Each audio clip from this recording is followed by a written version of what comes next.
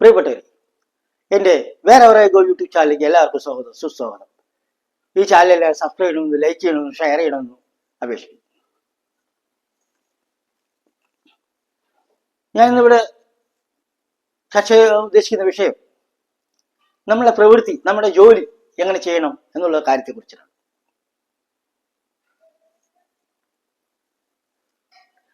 ഗീതയിൽ ഭഗവാൻ പറയുന്നു, യഥപ്രവൃത്തിർഭൂതാനാം ഏന സർവമിതം തതം സ്വകർമ്മണാത്തം അഭ്യർജ്യ സിദ്ധിം വിന്ദതി മാനവഃ. എന്നുവെച്ചാല് ഈ ജീവികൾ മുഴുവൻ എവിടുന്നുണ്ടായി? യഥപ്രവൃത്തിർഭൂതാനം എവിടുന്ന് വന്നു? ഈശ്വരന്റെ സൃഷ്ടിയാണ്. ഏന സർവമിതം തതം, ഇവിടെ മുഴുവൻ വ്യാപിച്ചിരിക്കുന്ന ആളാരാണ്? ഈശ്വരന്. ആ ഈശ്വരനെ സ്വകർമ്മണാത്തം അഭ്യർജ്യ സിദ്ധിം വിന്ദതി മാനവഃ, സ്വന്തം കർമ്മം ചെയ്തുകൊണ്ട് വേണം പൂജിക്കാൻ. ഗീതയിൽ ഭഗവാൻ ഒരുപാട് സ്ഥലത്ത് അങ്ങനത്തെ കാര്യം പറയുന്നുണ്ട്. മത് കർമ്മഗത് മത് പരമ, എനിക്ക് വേണ്ടി കർമ്മം ചെയ്യൂ പറയുന്നുണ്ട്. മയി സർവാണി കർമാണി എന്നൊക്കെ പറഞ്ഞിട്ട് ഒരുപാട് ശ്ലോകങ്ങൾ. എനിക്ക് വേണ്ടി കർമ്മം ചെയ്യൂ, എനിക്ക് വേണ്ടി കർമ്മം ചെയ്യൂ, നിങ്ങളെ പ്രവൃത്തി ചെയ്യൂ.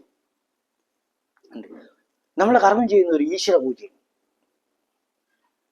നമ്മൾ പ്രവൃത്തി ചെയ്യുന്നത് ഈശ്വര പൂജ.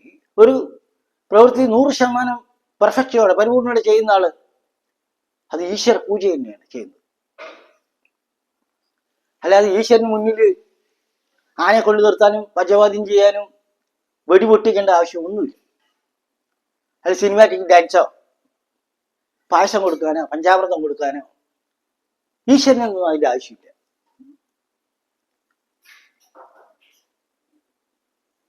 നമ്മൾ സ്വന്തം പ്രവൃത്തി ചെയ്യുന്നതിലൂടെയാണ് നമ്മൾ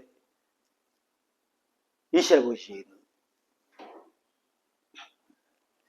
ഈശ്വരന് സ്വർണത്തിന്റെ കിരീടം കൊണ്ടി കൊടുക്കുക, സ്വർണത്തിന്റെ വാള് കൊണ്ടി കൊടുക്കുക, അല്ലെങ്കിൽ സ്വർണത്തിന്റെ ആഭരണങ്ങൾ അമ്പലത്തിന്റെ അടിക്കൂടി കുഴിച്ചിടുക ഭഗവാന് വേണ്ടി.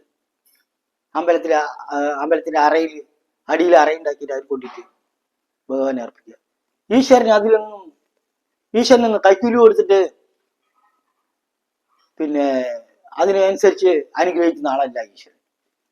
അങ്ങനെ കൈക്കൂലി കൊടുത്തിട്ട് ഈശ്വരൻ അനുഗ്രഹിക്കുകയാണെങ്കിൽ അതിന് ആ ആളെ ഈശ്വരൻ എന്ന് പറയാനും പറ്റില്ല. ഇന്ന് പല അമ്പലങ്ങളൊക്കെ സ്വർണം കൊണ്ട് പൂശിയ ആൾക്കാരൊക്കെ ഇന്ന് നാട് വിട്ടു പോയി വേറെ ദൂര സ്ഥലത്ത് പോയി കഴിയണം, ബാങ്കുകളെല്ലാം ഭരിച്ചിട്ട്.